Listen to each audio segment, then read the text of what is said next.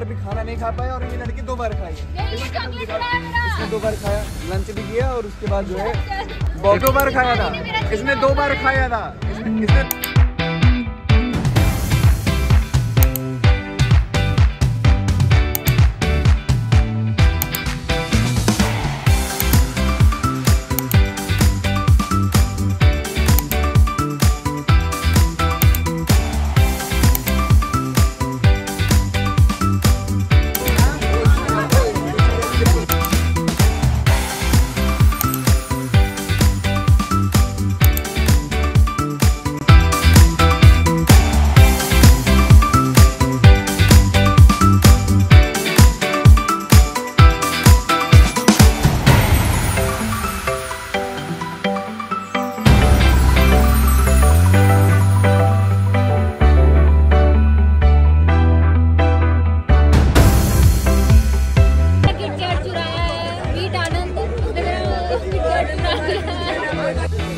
पास करो।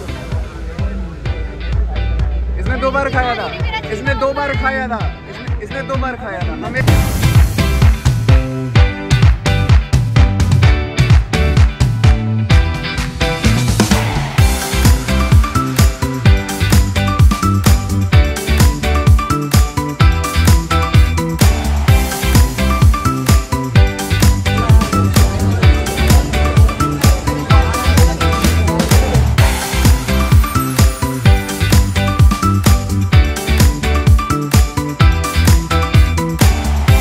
Hello everyone, my name is Anand and I am a student of MBA first year of जेल Bajaj and आज हम आए हुए हैं नोएडा, जो कि रिपब्लिक बिजनेस द्वारा ऑर्गेनाइज एक इंडिया इकोनॉमिक समिट्स है और जिनमें हमारे कुछ गेस्ट आए हुए हैं। तो चलिए हम अपने फ्रेंड आनंद ठाकुर से जानते हैं इनके बारे में।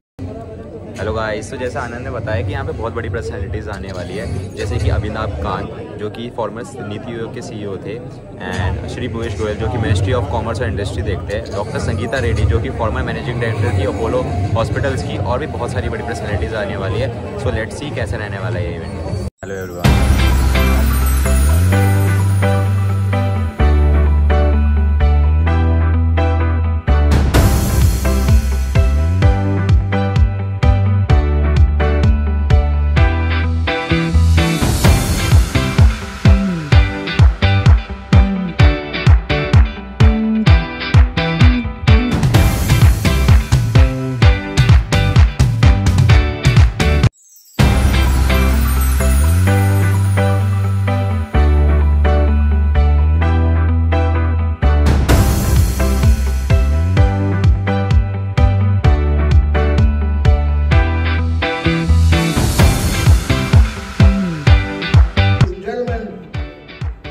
Therefore, for all this, to my mind, Atmanirbharta is critical.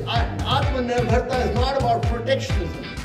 The States in the 19th century, you look at the history of Japan, you look at the history of China, all these countries actually practiced hardcore protectionism when they were growing and expanding. They talk about free trade now, but they were all protectionists when they were growing and expanding. Today, in today's world, when they've grown and become highly developed, they're talking about free world. But they were all protectionists. Even today, it's impossible for India to export to China.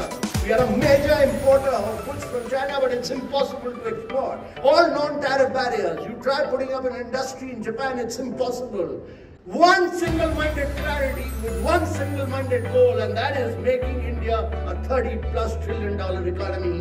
And this requires us, to my mind, we have the clarity that this is going to be India's decade, but this is also going to be India's century. And if this is going to be India's century, and I'm a great optimist that this is going to be India's century because of young demographics. Are amongst the highest in the world. We are the fastest growing large economy consistently for the last 4 years, for the next 20-25 years. Close to 8,000. So India is really very small if you look at just the number of protection or trying to protect certain kinds of livelihoods. The countries that have grown ahead of us, when many people tell us in East Asia did it, India should also try and emulate the same. Well, India is not a small economy. That's number one. And also a per capita income where we have just come out of poverty. We are a low middle income country. We are trying to do this leapfrog. We are well on our path to doing that. But of course, 7% growth cannot be normalized. We are aspiring for double. And our belief is the answer to that comes from AI or artificial intelligence, and that's going to shape the future. And this is not something we are talking about the AI of the future of sci-fi movies. This is now and here solving real problems for over 1.4 billion people of the country. Why mutual fund? I say why not mutual fund? My question is the other way around. Today for years and years we've been investing in real estate, gold, bank deposit. I mean, all these things everything has a particular part that should be part of the asset allocation. What you have to understand is from a FD point of view, I think you will be getting whatever 6, 7, 8% return with a fixed return. But you cannot contribute to the India growth story. If you have to ask are the days of superlative returns in mutual funds really over?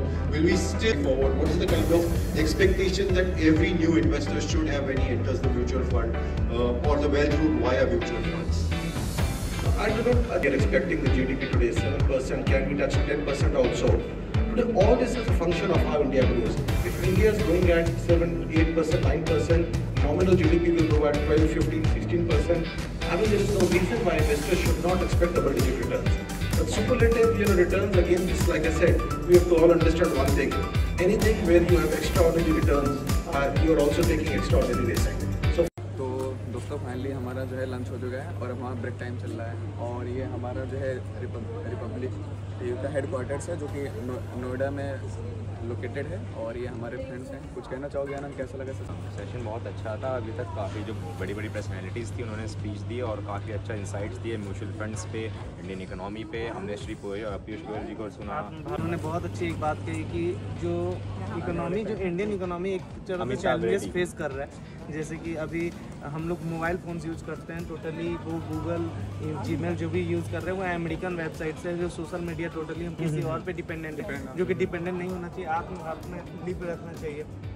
और ये बात बिल्कुल भी सही है कि Indian market में जो मैक्सिमम कंपनी जो है वो यूएसए की कंपनी, जैसे कि देख सकते हैं गूगल, माइक्रोसॉफ्ट, बहुत सारे यूएसए कंपनी हैं। यूएसए बहुत अच्छा मैक्सिमाइजेशन, प्रॉफिट अपना मैक्सिमाइज कर रहे हैं इंडियन मार्केट से, इसीलिए वो इंडिया से ज़्यादा तरह से दुश्मनी नहीं मोल लेना चाहता है। टैरिफ्स भी लगा रहे हैं तो वो रसिया की वजह से लगा रहा है। कि सेशन में जैसे सर ने बोला कि मतलब कि गोल्ड में इन्वेस्टमेंट से ज़्यादा बेटर म्यूचुअल फंड है, जो कि मैं श्योर नहीं हूँ कि क्योंकि प्रेजेंटली में तो गोल्ड के जो है आउटकम तो ज़्यादा म्यूचुअल फंड में जैसे बोला उन्होंने सही बोला है, बट इसके लिए हमारी थोड़ी सी प्रॉब्लम हमको आती है कि जिनको म्यूचुअल फंड में इन्वेस्ट करने की इतनी नॉलेज नहीं है, जितनी उनको जानकारी नहीं है, तो वो वहाँ थोड़ा लैग बैक करते हैं इन्वेस्ट करने के लिए। गोल्ड में क्या है कि लोग इतना तो समझते हैं कि पैसा इन्वेस्ट करना है, हमको रिटर्न में वहाँ से इस तरीके से मिल जाएगा। बट म्यूचुअल फंड्स की कुछ rules, regulations, terms, conditions, policies, कैसे इन्वेस्ट करना होता है, कहाँ पे इन्वेस्ट करना होता है, कब करना होता है, किस रेट से करना होता है, इसकी अगर हम लोग, अगर जो हमारी आने वाली पॉपुलेशन है, जो अब की पॉपुलेशन, अगर इसको अच्छी तरीके से समझे, पढ़े इसको और जाने, तो म्यूचुअल फंड्स में अच्छा स्कोप है, अच्छी ग्रोथ है।